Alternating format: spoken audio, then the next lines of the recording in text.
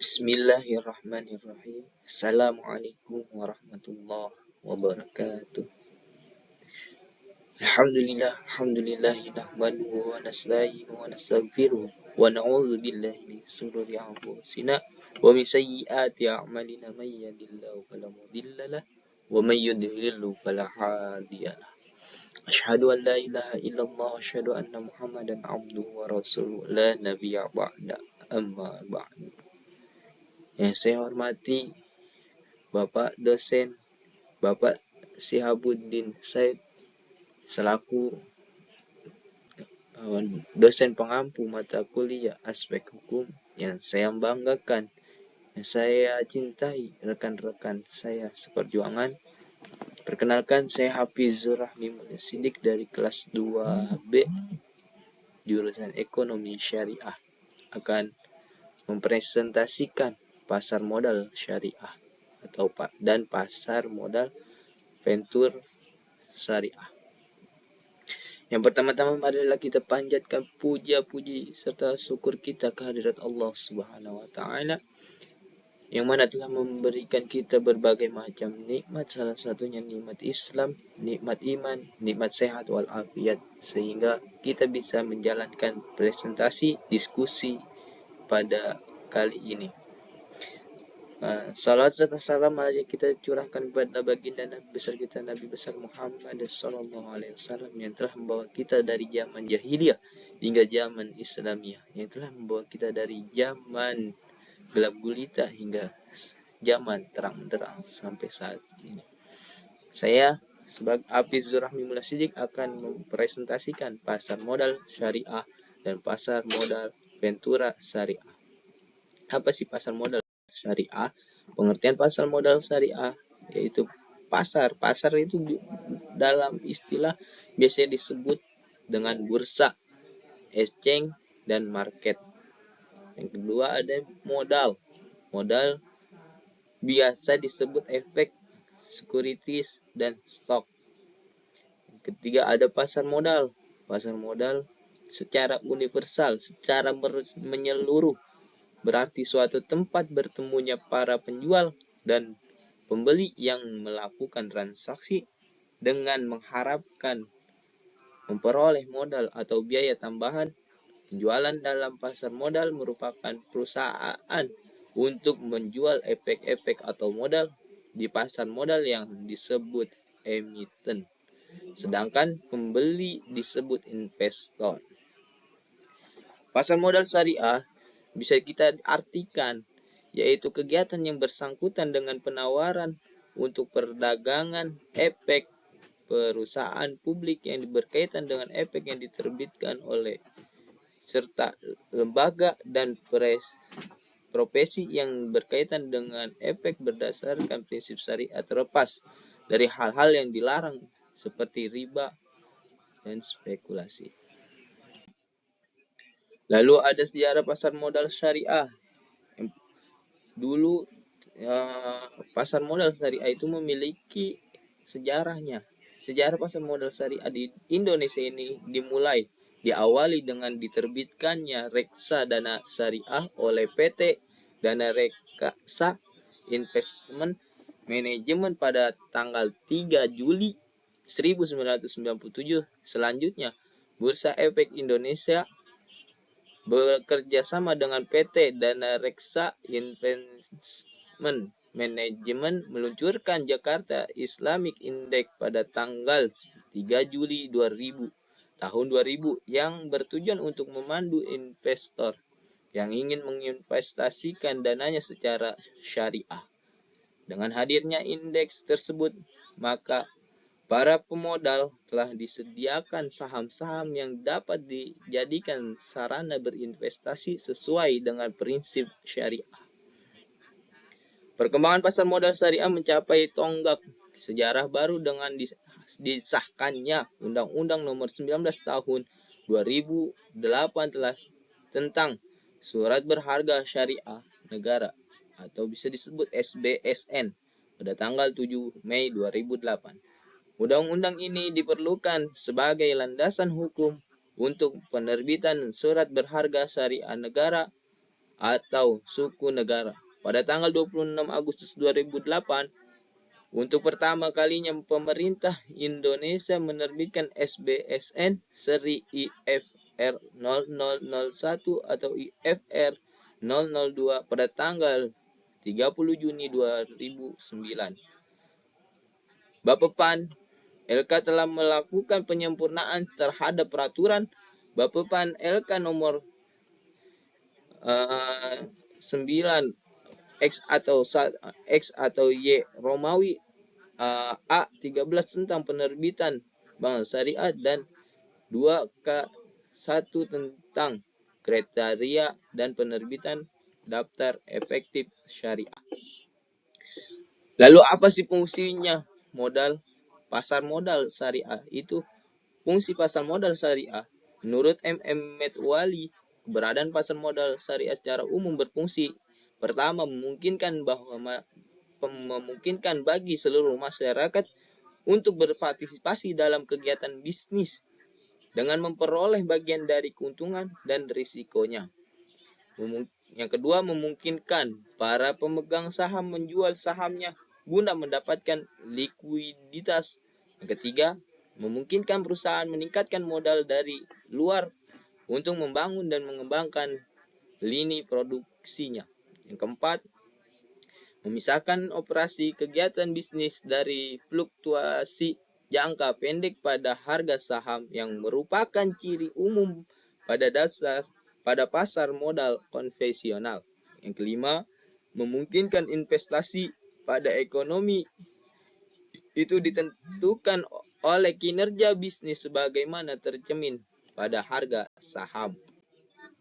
Lalu ada karakteristik pasar modal syariah. Menurut Metwali, karakteristik yang diperlukan dalam membentuk pasar modal syariah adalah sebagai berikut. Yang pertama itu adanya semua saham harus diperjualbelikan pada bursa efek. Yang kedua, bursa perlu mempersiapkan pasca perdagangan di mana saham dapat diperjualbelikan melalui pialang. Yang ketiga, semua perusahaan yang mempunyai saham yang dapat diperjualbelikan di bursa efek diminta menyampaikan informasi tentang perhitungan akun keuntungan dan kerugian serta neraca keuntungan kepada komite manajemen bursa efek dengan jarak tidak lebih dari 3 bulan. Yang keempat, komite manajemen menerapkan harga saham tertinggi atau HST tiap-tiap perusahaan dengan interval tidak lebih dari 3 bulan sekali. Yang kelima, saham tidak boleh diperjualbelikan dengan harga lebih tinggi dari HST, harga saham tertinggi. Perkembangan pasar modal syariah di Indonesia. Tercatat di awal abad ke-19, pemerintah kolonial Belanda mulai memasuki dan membangun perkebunan secara besar-besaran di Indonesia. Sebagai salah satu sumber dana terbesar adalah dari para penabung yang diarahkan secara baik. Para penabung tersebut merupakan orang-orang Belanda dan Eropa yang mempunyai penghasilan yang sangat tinggi, jauh dari penghasilan penduduk pribumi atau penduduk Indonesia. Karena hal tersebut, maka pemerintah kolonial waktu itu mendirikan pasar modal. Setelah mengadakan persiapan, maka akhirnya berdiri secara resmi pasar modal di Indonesia yang terletak di Batavia atau Jakarta. Jakarta dulu disebut dengan nama Batavia. Pada tanggal 14 Desember 1912 yang bernama Vereniging for the Eventenhandel Bursa Efek dan langsung memulai perdagangan. Prinsip-prinsip modal syariah. Modal syariah memiliki beberapa prinsip, yaitu yang pertama salah satunya pembiayaan atau investasi hanya bisa dilakukan pada aset atau kegiatan usaha yang halal, spesifik dan bermanfaat. Karena uang merupakan alat bantu penukaran nilai, di mana pemilik harta akan memperoleh bagi hasil dari kegiatan usaha tersebut. Maka pembiayaan dan investasi harus pada mata uang yang sama dengan pembukuan kegiatan. Ketiga, akad yang terjadi antara pemilik harta dengan emiten harus jelas. Akadnya harus ada kejelasan, tidak samar-samar. Yang keempat, baik pemilik harta maupun emiten tidak boleh mengambil resiko yang melebihi kemampuannya dan dapat menimbulkan kerugian. Yang kelima, adanya penekanan pada mekanisme atau prinsip kehati-hatian baik pada emiten. Lalu ada strategi pengembangan pasar modal syariah. Badan Pengawas Pasar Modal dan Lembaga Keuangan Bapepam atau LK, Departemen Keuangan Republik Indonesia atau RI telah menyusun master plan pasar modal Indonesia pada tahun 2005 sampai 2009. Terdapat dua strategi utama pembangunan pasar modal berbasis syariah, yaitu yang pertama adanya penyusunan kerangka hukum yang dapat memfasilitasi pengembangan pasar modal berbasis syariah dan mendorong pengembangannya. Kedua, mendorong pengembangan serta penciptaan produk-produk pasar modal berbasis syariah. Selanjutnya, dua strategi utama tersebut yang tadi disebutkan dijabarkan oleh Bapepam LK dalam implementasi strategi, yaitu yang pertama agar bisa mengatur penerapan prinsip syariah. Kedua, bisa menyusun standar akuntansi. Ketiga, agar bisa melakukan sosialisasi penerapan prinsip syariah di pasar modal dalam rangka peningkatan pengetahuan dan pemahaman pelaku pasar. Yang keempat, mengembangkan produk pasar modal berbasis syariah yang telah ada. Yang kelima, menciptakan produk pasar modal berbasis syariah yang baru. Keenam, melakukan kerjasama pengkajian pengembangan produk pasar modal berbasis syariah. Lalu ada instrumen pasar modal syariah. Instrumen paling umum diperjualbelikan melalui pasar modal atau bursa efek antara lain saham syariah atau stok. Barang adalah surat bukti atau tanda kepemilikan bagi modal pada perusahaan terbatas. Semakin besar saham yang dimilikinya, maka semakin besar kekuasaannya di perusahaan tersebut. Kedua, obligasi syariah adalah suatu surat berharga jangka panjang yang dikeluarkan emiten kepada pemegang obligasi syariah yang mewajibkan emiten untuk membayar pendapatan kepada pemegang obligasi syariah berupa bagi hasil atau margin atau fee serta membayar kembali dana obligasi pada saat jatuh tempo. Ketiga, waran syariah. Waran berdasarkan prinsip syariah adalah efek yang diterbitkan oleh suatu perusahaan yang memberi hak kepada pemegang efek yang termasuk dalam daftar efek syariah atau DES untuk pemesaran saham dari emiten pada harga tertentu untuk jangka waktu 6 atau lebih sejak diterbitkannya tersebut dan lain-lain sebagainya. Lalu mekanisme berinvestasi di pasar modal. Berinvestasi di pasar modal syariah harus dilakukan pada instrumen dari perusahaan yang mendukung, disertai dengan manajemen yang baik dan perencanaan bisnis yang akurat. Pada investor harus memiliki orientasi jangka panjang dan tidak terpengaruh oleh pasar yang dapat menyebabkan panic selling atau menjual karena panik yang disebabkan harga saham yang terus melonjak atau anjlok drastis. Para investor melakukan penjualan saham karena mengetahui kinerja perusahaan yang menurun, seperti pergantian manajemen yang baru, produksi yang gagal dikeluarkan, tidak dapat bersaing di pasar, dan lain sebagainya. Transaksi pasar modal terdiri dari transaksi di pasar perdana adalah juga transaksi di pasar sekunder. Transaksi di pasar perdana bagi investor yang ingin membeli saham di pasar perdana haruslah menggunakan pertimbangan-pertimbangan yang bersumber dari kondisi perusahaan yang mengeluarkan efek tersebut melalui prospektus yang memberikan informasi dari catatan keuangan historis sampai proyeksi laba dan dividen yang akan dibayarkan untuk tahun berjalannya. Lalu transaksi di pasar sekunder.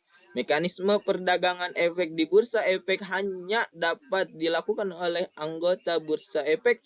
Keanggotaan bursa efek dapat diberikan kepada perorangan atau badan hukum. Syarat keanggotaan bursa efek umumnya menyangkut permodalan dan kemampuan sebagai anggota bursa efek. Perdagangan pada bursa efek dilakukan melalui perantara perdagangan efek dan perdagangan efek yang merupakan anggota bursa efek. Pengertian modal ventura. Ventura dapat diartikan dalam istilah yaitu berasal dari kata venture yang secara harfiah bisa berarti sesuatu yang mengandung risiko atau dapat pula diartikan sebagai usaha. Modal venture capital, modal yang ditanamkan pada usaha yang mengandung risiko. Pembiayaan modal ventura berbeda dengan bank yang memberikan pembiayaan berupa pinjaman ataupun kredit. Karena modal ventura memberikan pembiayaan dengan cara melakukan penyertaan langsung ke dalam perusahaan yang dibiayainya. Lalu ada usaha modal ventura syariah. Usaha pembiayaan melalui kegiatan investasi dan pelayanan jasa yang dilakukan dalam jangka waktu tertentu dalam rangka mengembangkan usaha pasangan usaha yang memenuhi prinsip keadilan al-adl atau keseimbangan tawazun atau kemaslahatan maslahah atau universalisme alamiah. Modal venture dalam perspektif syariah. Dalam perspektif syariah, modal ventura memiliki beberapa ketentuan sebagai berikut. Yang pertama, akademisi syariah umumnya sepakat bahwa pembiayaan venture capital pada early stage of life dari suatu investor adalah suatu bentuk klasik dari pembiayaan musyarakah atau mudharabah. Yang kedua, dari sudut pandang syariah, penggunaan equity financing dalam bentuk saham atau penyertaan terbatas dengan bagi hasil adalah suatu bentuk dari aplikasi akad mudharabah, musyarakah inan atau musyarakah inan al-mutanakisah. Ketiga, hubungan erat antara penyedia dana dan pengguna dana mulai dari penetapan klausula yang menyangkut penggunaan dana sampai ke ading palu, monitoring dan pembagian hasil dan risiko sesuai dengan semangat musyarakah. Adanya landasan hukum untuk mendirikan modal venture. Peraturan-peraturan inilah yang menjadi landasan hukum berdiri dan beroperasinya kegiatan modal venture di Indonesia. Peraturan yang memiliki landasan hukum yang dimaksud adalah sebagai berikut. Yang pertama, keputusan Menteri Keuangan nomor 496 atau KMK 017 atau 1995 tanggal 3 Oktober 1995 tentang pendirian dan pembinaan perusahaan modal venture. Kedua, Peraturan Pemerintah Nomor 4 Tahun 1995 tentang pajak penghasilan bagi perusahaan modal venture. Ketiga, adanya Keputusan Menteri Keuangan Nomor 227 atau KMK 01 atau 1994 tanggal 9 Juni 1994 tentang sektor-sektor usaha perusahaan pasangan usaha dari perusahaan modal venture dan sebagainya.